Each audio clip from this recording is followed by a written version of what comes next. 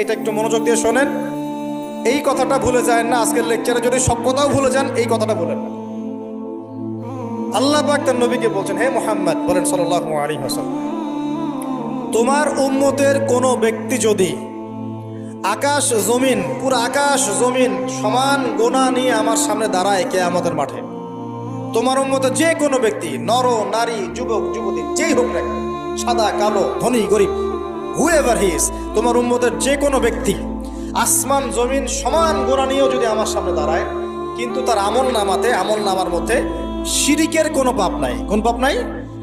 শিরিক তো বুঝি ভাই, আল্লাহর সাথে অংশীদার সাব্যস্ত করা। কিতাব তাওহীদ বইটা পড়ে নিয়ে তো এখানে সব দেয়া আছে। শিরকের পাপ নাই, আসমান জমিন সমান পাপ দিয়ে ভর্তি।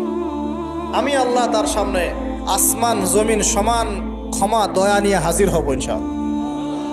মানে আল্লাহ পাক তাকে মাফ করে দিবেন ইনশাআল্লাহ।